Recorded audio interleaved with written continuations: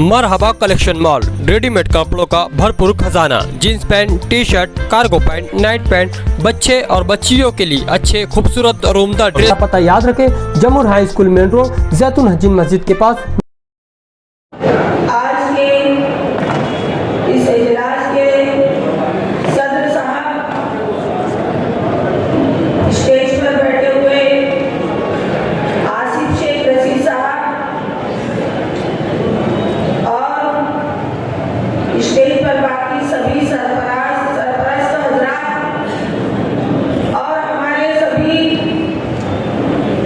नगर सेवक, माजी नगर सेवक, सभी बुजुर्ग हजरात, इस इजलास में आए हुए सभी हमारे बुजुर्ग और भाइयों और सभी बैठी हुई साइड में तमाम मेरी माँ और बहनों, आज का यह इजलास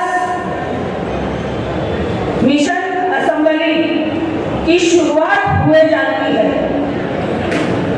आज का यह इजलास लेने की वजह यह है कि आज से हमें हमारे सभी परिवार के लोगों को इकट्ठा किया गया कि हमें अब आने वाला असेंबली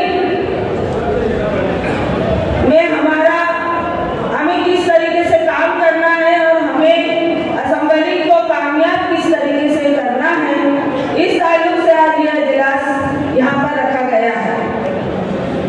आप तमाम लोग जानते हैं कि ये पहला असेंबली इलेक्शन है कि जिसमें आपके अपने भाई के, आपके अपने बेटे के ऊपर से सरपरस्ती हट चुकी है। आज उसके सर पर हाथ रखने वाले उसके वालिद आज यहाँ पर नहीं है, इस दुनिया में नहीं है। इसलिए मेरे मालेगांव शहर के सभी बुजुर्गों से कहना चाहूंगी, मेरे भाइयों से कहना चाहूंगी, मेरी भी मालेगांव शहर की तमाम माँ बहनों से कहना चाहूंगी कि आप सभी लोगों को शफकत से शेख रशीद साहब के खानवादे के साथ रहकर और उनको मजबूती किस तरीके से मिले, इस तरीके का आप आज से इस मिशन की शुरुआत कर दें। आज मुखालिफिन जिस तरीके की बात कर रहे हैं, हमें मुखालिफिन को जवाब देने की जरूरत नहीं है। मुखालिफिन की नाअहली जग जाहिर है कि उन्होंने इक़्तिदार पाने के बाद क्या किया, क्या नहीं किया, ये अवाम बखूबी अच्छी तरह से जानती है। रहा सवाल शेख रशीद साहब, उनके दौर इक़्तिदार से लेकर उनके आखिरी सफर तक उनका मिजाज क्या रहा है, वो किस तरीके के इंसान थे, सिला रहमी करने वाले इंसान थे, गरीबों के दुख दर्द को दिल से महसूस करने वाले इंसान थे। ये आसिफ उन्हीं की देन है जो मालेगांव शहर को उन्होंने एक लीडर की शक्ल में देकर गए, ताकि मालेगांव शहर में के बाद यतीम और बेसहारा न हो, उनके साथ कोई सिला रहमी करने वाला होना चाहिए। इस तरीके का आप लोगों के बीच में इस तरीके के एक इंसान जो आसिफ शेख रशीद की शक्ल में आप लोगों को लिया है, लेकिन आपकी जिम्मेदारी ज्यादा बनती है, क्योंकि आज हमारा अपोजिशन बहुत चालाक और लच्छेदार बातें करने और गुमराही पैदा करने वाला शख्स है, और हमारा मुकाबला उस शख्स से है जो झूठ को सच साबित करता है और हमारे सच के ऊपर अपनी झूठ की चादर बिछा देता है। आज मैं आप लोगों से पूछती हूँ, मालेगांव शहर की आवाम से पूछो कि आज जो शेख आसिफ के भी दौर इक़्तिदार में जो मालेगांव शहर में जो चीजें थी, जो काम शेख आसिफ ने किया, वो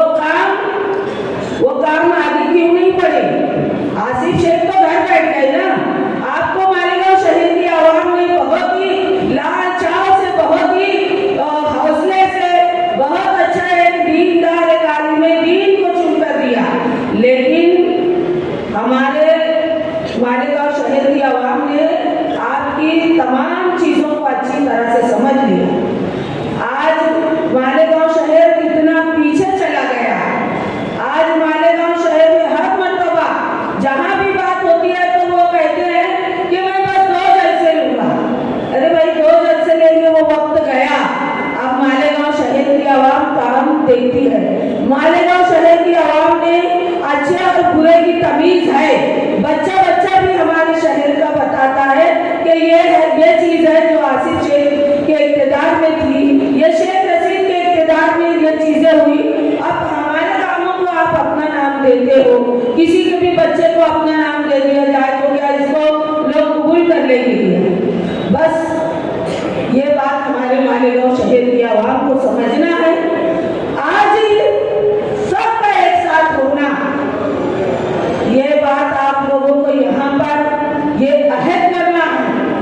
आज मंच पर जितने भी हमारे सरपरस्त हजरात बैठे हैं, इन लोगों से भी मैं गुजारिश करती हूँ कि आप भी हमारे बच्चों के ऊपर अपनी सरपरस्ती को कायम रखते हुए आप मालेगांव शहर की आवाम को के पास जाकर और वहाँ पर उन लोगों से बात करो कि बस बहुत हो चुका।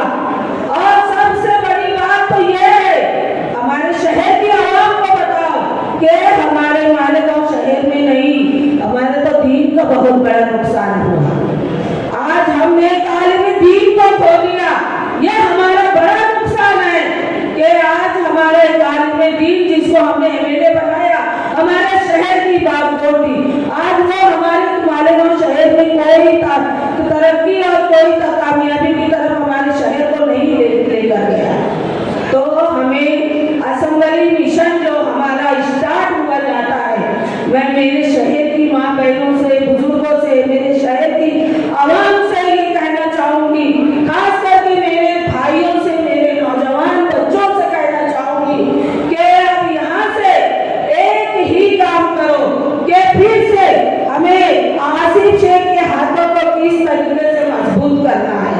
क्योंकि अब ये समझ लो कि शेख रशीद साहब हमारे बीच नहीं है। शेख रशीद साहब का काम मालेगांव शहर का शेख रशीद साहब के परिवार के, तो आप लोग शेख रशीद साहब के परिवार के लोग हो, आप लोगों को वो काम करना है जो शेख रशीद साहब किया करते थे, जो उनकी हिकमत अमली इलेक्शन के वक्त हुआ करती थी, उस हिकमत अमली पर आप लोगों को अमल करना होगा।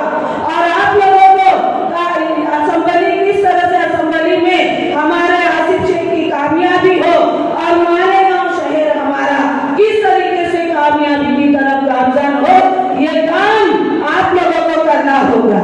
मैं आप मेरे भाइयों से, बुजुर्गों से कहना चाहती हूँ कि करेंगे कि नहीं करेंगे, यहाँ से शुरू हो जाओ।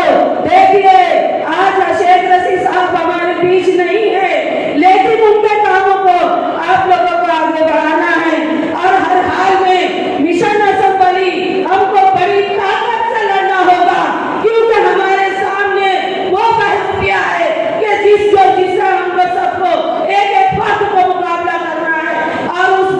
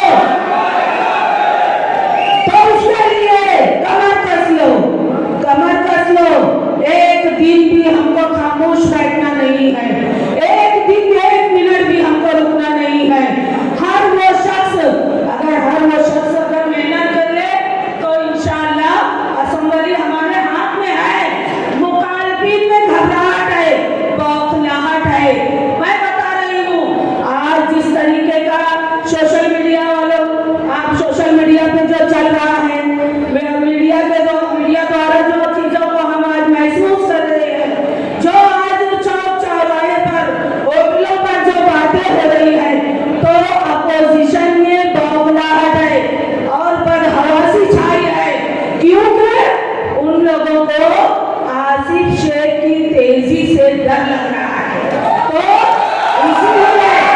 इसलिए हमें रुकना नहीं है, हमें थमना नहीं है, क्योंकि हमें कामयाबी की सीढ़ी चढ़ना है।